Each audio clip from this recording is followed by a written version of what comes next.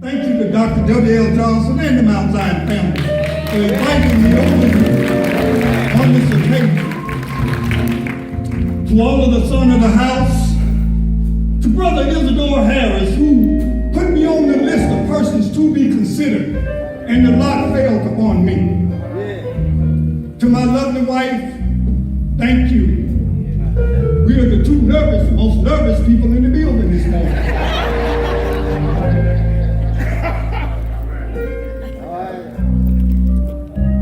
As I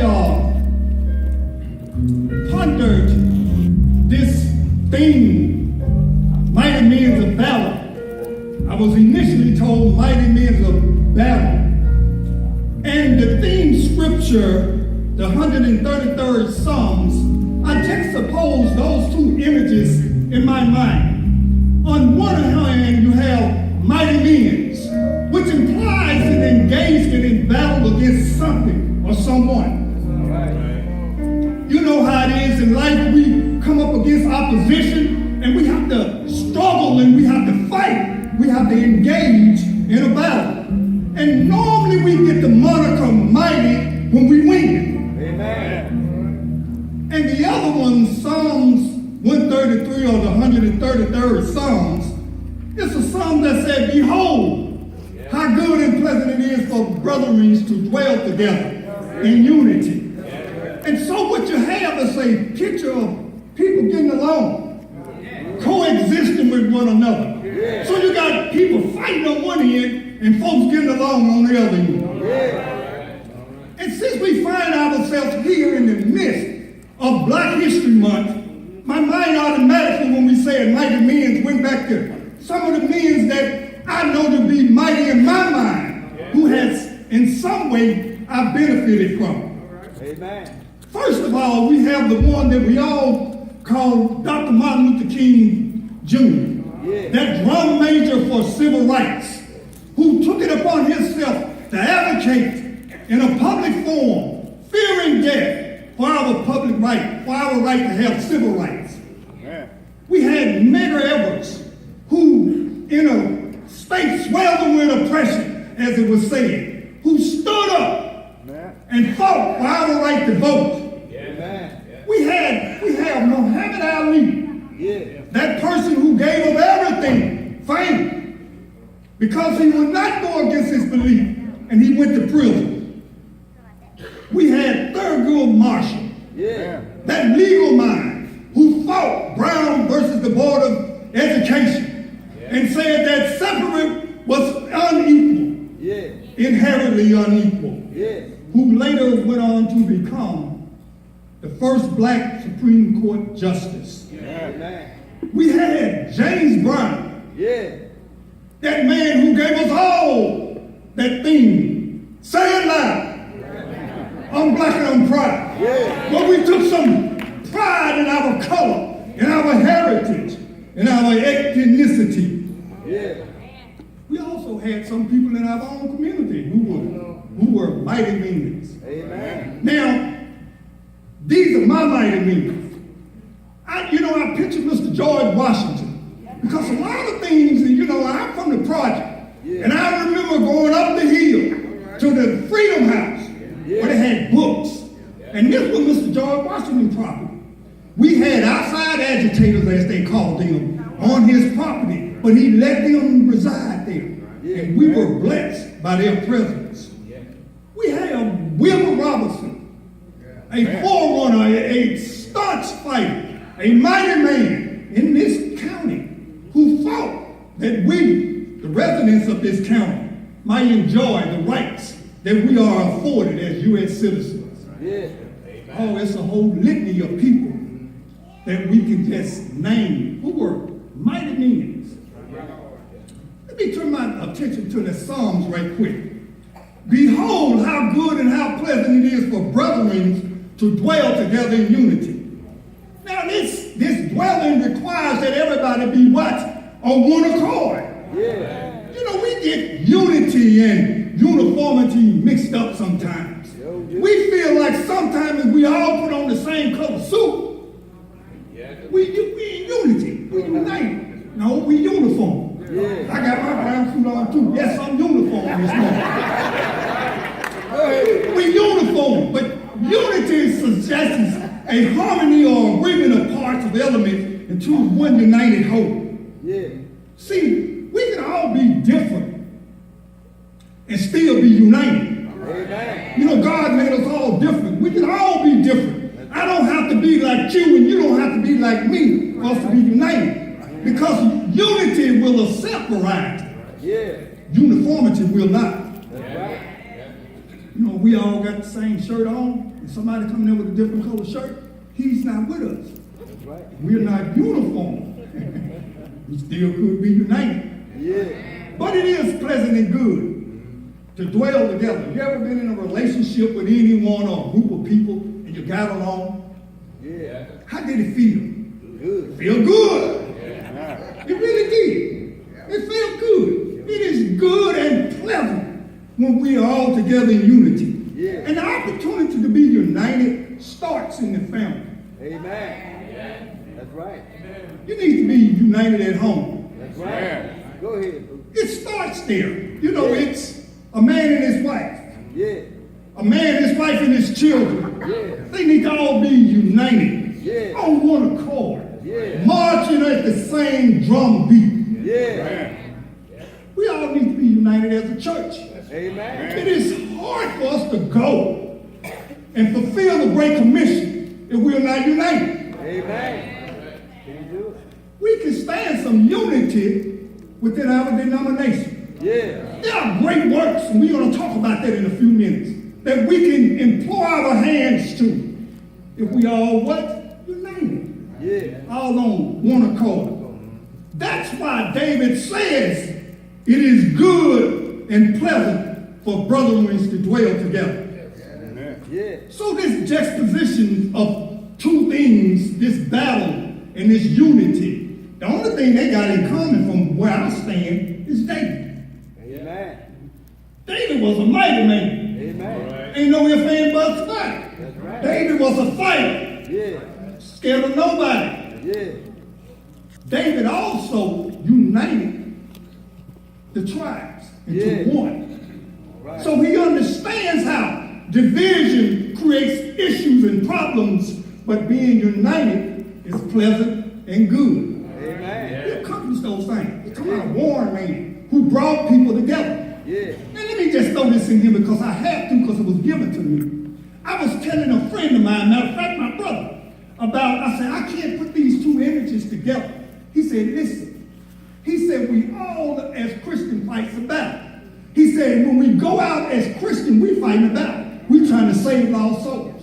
We fight against principalities and things unseen. Yeah. And he said, every time we win one, that person is united with us in the effort. Yeah. So that's how they go together. You fight, and when you win one, you get one, and you become united. Yeah. Amen. That's pretty deep. Think about that for a second while I try to catch myself. David is the only person that we have in common for those two things from my perspective. Because first of all, he's a mighty man, and he wrote that song. Amen. See, David wrote a whole bunch of songs. He wrote 73 other songs. Yeah. David was engaged in 89 battles.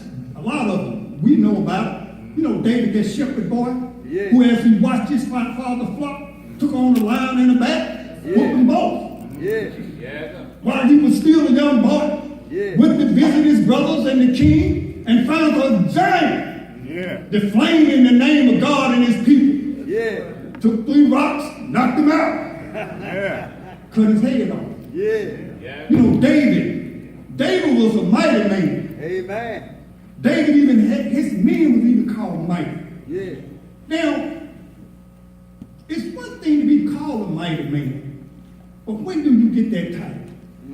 Do you get it while you're still breathing? Or is it what we say about you once you're gone? Now, everybody I talked about is no longer here with us. Amen. Because I can reflect back on what they did and consider them to be a mighty man. Amen. Now, in the book of Acts, this is where I'm going to launch my scripture from. In the book of Acts, chapter 13, verse 36, it states, now when David had served God's purpose in his own generation, he fell asleep. All right. That's what Luke said about David. He reflected back on David, and he said 3 things about David we'll point on today. He said he served his generation, and he did it within the will of God.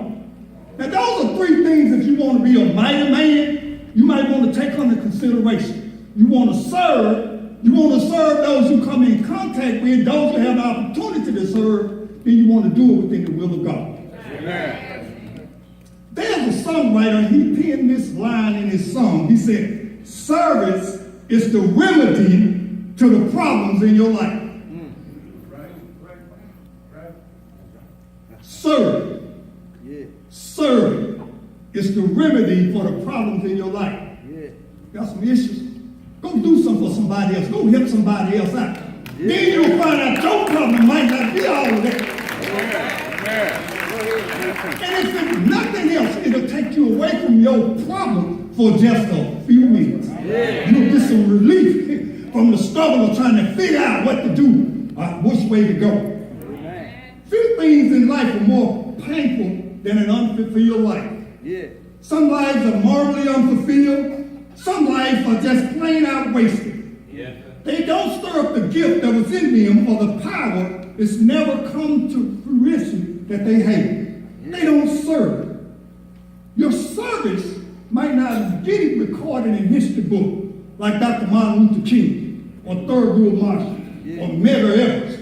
But your service are written in the divine book of life. Amen. What you do is recorded. Serve someone. Amen. The point is not to do everything. That's right. But to do that what God gives you to do. Yeah. Because God created us all for a purpose. Do what he gives you to do. Yeah. Go ahead. Do what your hands find. If your hands find good work, do it. Amen. Whatever's in your reach to do it. Amen. If you can touch it, do it. If you can help somebody, do it. And if there's something in your heart to do and you can't reach out and touch it, pray that God give it to you. Bring it close. Right. So that you might put your hands to that good work. Amen. Yeah. Come on now. Don't pray too long. Do what's in front of you. And as your prayer gets answered, then you'll do that you prayed for. Amen. All right. You see, all of our Christian life, our whole Christian existence, our whole belief system is based upon service. Amen. Jesus said in the Sermon on the Mount, let your light so shine before men that they might see your good work and glorify your Father which is in heaven. Yeah. Amen. Yeah. Again, he tells us in his great commandment, go ye therefore and teach all nations. Yeah. Service, faith without work is dead. Amen. Yeah. If you have faith, you ought to be doing some good work. Amen. Now there are several places this service, we're talking about service now, that you can take, this service can take place. The first place it has to take is in your heart. Amen. You can't serve on God's program unless you believe in God. Amen. How can you call upon the name of him of whom you do not believe? Amen. We have to be regenerated. Yeah. We have to be transformed. Yeah. And that means our changing our character or our condition. Yeah. We need to be transformed. Yeah. All of this needs to take place in our hearts. Amen. That's what he told Nicodemus. He said, flesh is flesh. That which is born of flesh is flesh. And that which is born of the Spirit is spirit. Marvel not. You must be born again. Amen. See, Jesus never looked upon lip service as being worth what? Amen. Talking about being good, doing good, won't get you anywhere. Amen. Let me just deal with this right here, because this is my problem, or what I dealt with. You know, I used to think that if I did treat everybody like I wanted to be treated, I was all right. You're not all right if you don't know Jesus. Amen. You do all the treating you want, but you're not all right if you don't know Jesus. Amen. See, I had to accept the fact that I needed Jesus in my life. Then my good works springs from my knowing Jesus, not from me not knowing Jesus. Amen. The second place we need to serve, as I mentioned earlier, is in the home. Yeah. You know, if you're in the home, because in the home is where we try more than we are tried anywhere else.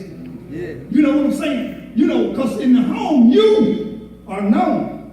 You know, faith in the house now. Amen. They know you in the house. They might not say nothing, but they know you in the house.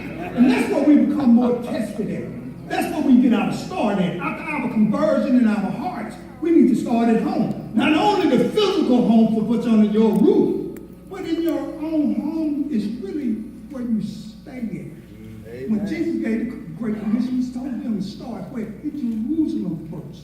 You have to start at home. Then you move out. Yeah. Surely you want to start at home with your service. Amen. Then in the community. Now, here in Canton, we have a nice-sized community. There are plenty of things that we can serve on. You know, being the president of the layman's ministry here in the county, we get the opportunity to serve through that times. And we have a ministry whereby we serve in daily bread. Just talk about that just for a second. We serve a daily bread. Now, the last county was 32 counties, 32 churches in our association. I have a hard time getting guys to serve. One day a month for 45 minutes. Y'all think about that for a second. We got 32 churches, and I'm having a hard time getting men to help us serve meals to those who are coming in to be fed for 45 minutes, one day a month. We all real busy. But in our community, we do get a chance to serve. We have young men in our community that could benefit from our service. All we need to do is spend a little time with them. Amen. We don't have to spend every day, all day, serving. That's right. But when the opportunity presents itself, you need to serve. Amen. Is it somebody you can reach out to and serve in some way, some capacity? Is it somebody you can just go say, hello, how are you doing? Amen. To some people, that's a service. Yeah. I visit the nursing home, and you know one thing, every time they see a brand new face, they get happy. Amen. Go to the nursing home, you'll see what I'm saying. Amen. The disciples of Christ were commanded to begin their service in Jerusalem. Yeah. When Christ has been most persecuted and most crucified and finally crucified. Yeah. Yes, in your community you will have problems because people are going to look back and talk about looking back. Yeah. But don't let that affect your service. Amen. Serve anyhow. Yeah. Because, you know, as you serve, people forget about what happened and they're looking about what is happening. Yeah. So serve anyway. Amen. We need some people to come in and help us train. In the next month, the 22nd or the 23rd of next month, our state layman ministry, we're going to have our men's conference. And it's going to be right here in Canton. And we take that opportunity to train other men around the state about on what we can be doing effectively as laymen in our churches and in our communities. We be trying to train others. I have to beg for teachers every year.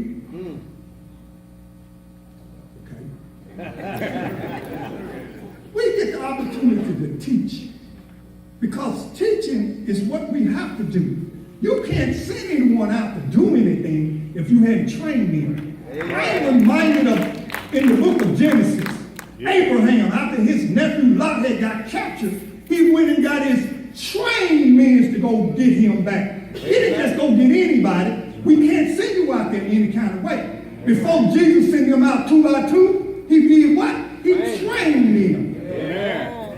I need some people to teach so we can train.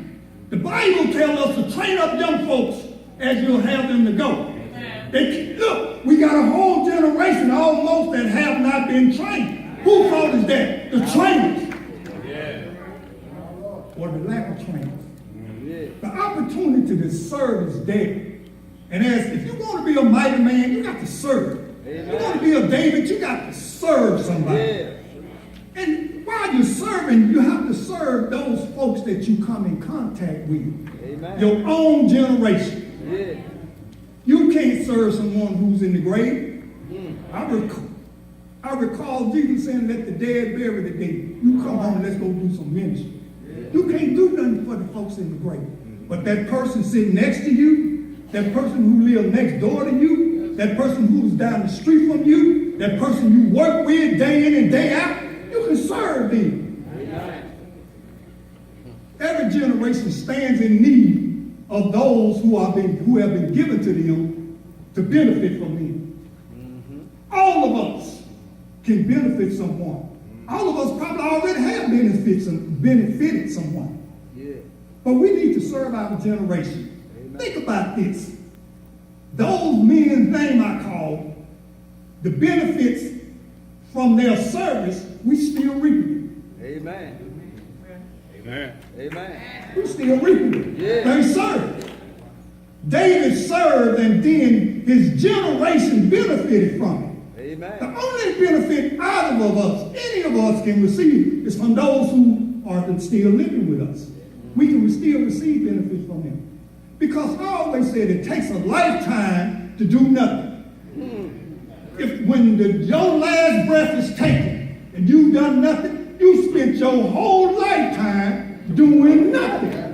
So if you still have breath in your body, you can still serve. The opportunity is still there. The time is still there. Yeah. Because when your last day is written, that's your last day. It's time to go. Yeah. So you still have breath, serve. But in serving our generation, we have to be careful now when you're serving folks. And especially your generation, because we know generations change. Every generation got its own ills. Every generation has its own fault. Yeah. We can't become a slave to what's going on.